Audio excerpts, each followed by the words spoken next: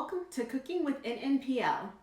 I'm Jennifer, and today our lesson is going to be on the art of smoothie making.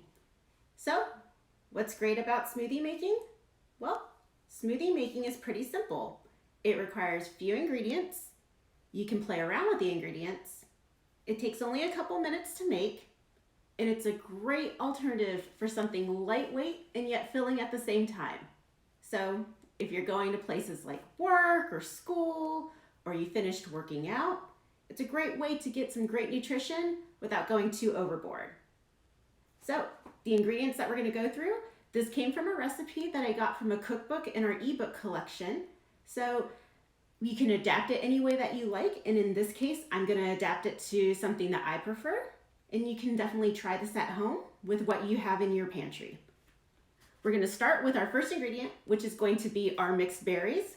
We're having 1 cup of mixed berries. We've got our ice, so about a cup's worth of ice will do it. I've got Greek yogurt here, about half a cup will do, and in this case I'm using a vanilla Greek yogurt, but you can use plain yogurt, you can use flavored yogurt, whatever you prefer. Another optional ingredient that you can use is you can use protein powder. Protein's a great source for helping build muscles. It's also filling, so it's great if you're doing a meal replacement. So in this case here, I'm gonna do about a scoop of protein, but this is an optional step. So if you don't have protein powder, that's okay. And finally, you want your liquid component of a smoothie. So I've used orange juice in the past, I've used almond milk, I've used regular milk, but today I'm gonna use coconut milk. About a cup and a half worth is good, but you can always adjust it if need be, depending on your preference for thickness. So, now that we have all the ingredients, let's get started. All right, so to assemble your smoothie, you want to start with your frozen ingredients first. So go ahead and put your mixed berries and your ice at the bottom, and then you're going to add any non-frozen ingredients, but not your liquids. So we'll put in the Greek yogurt, and then we'll follow with the protein powder. Protein powder took a little while here to get out of the container. Yes, protein powder goes in. And then finally, we'll add our liquid. So just pour the liquid in, make sure that it covers all the ingredients, and you should be good. All right, so now that we have the ingredients in the blender, all we have to do is blend it. Now, it sounds silly, but there is actually a really good process in how to blend a smoothie. It took a little bit of trial and error for me to get it right, but now that I've done it, it's all I do every time I make a smoothie. So the key is you want to start low and then build your way up to high. That ensures that all the ingredients get mixed together and your smoothie turns out really well without any big clumps or any big chunks of ingredients that don't get properly blended. So I usually go about 10 seconds on low, 15 seconds on medium, and 15 seconds on high. And you'll get a good idea of what it looks like once it's done. So, it's gonna get a little loud here, but you'll see what I mean.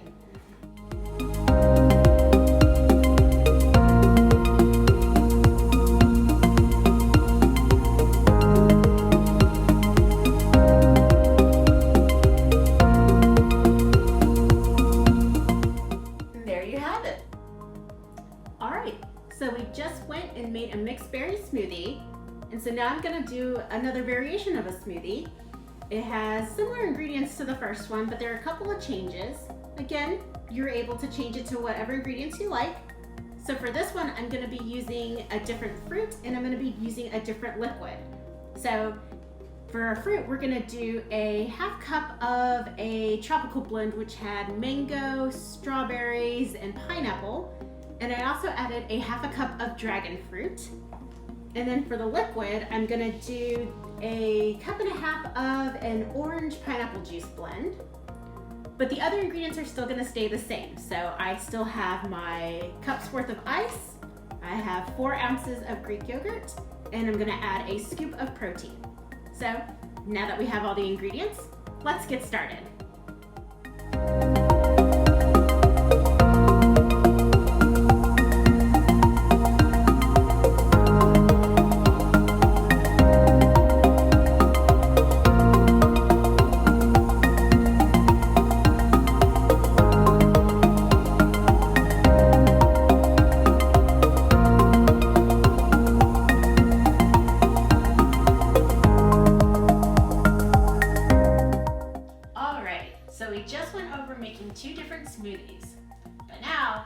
we're done with the smoothies, we have a dirty dish here. And, well, I imagine it's a pain because you don't really want to stick your hands into the sharp blades, but you want to make sure that you get this thing nice and clean.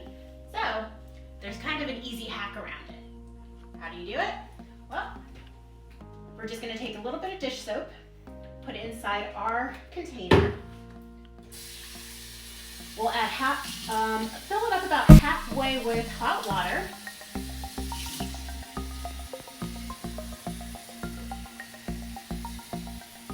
All right. Put the lid back on. And then we're going to take it back to the blender. Attach it, and then you're going to use the high setting, and you'll do it for about 10 to 15 seconds. You'll see the water get pretty soapy here, so just keep an eye out for it and make sure that it doesn't overfill.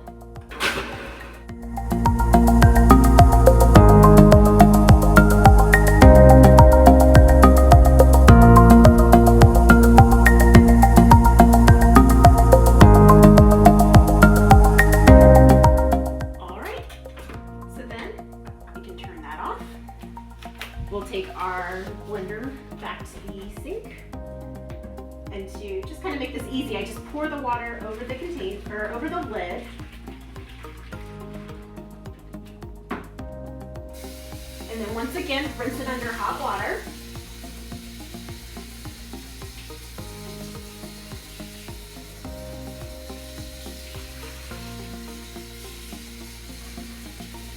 Now, if you had something that was, heavily stuck on there, you may have to go through with a sponge, but I've come to find that this pretty much gets everything off. I've never really had to go through and do any hard scrubbing.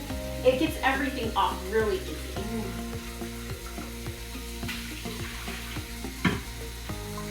That's it. We'll rinse out the top.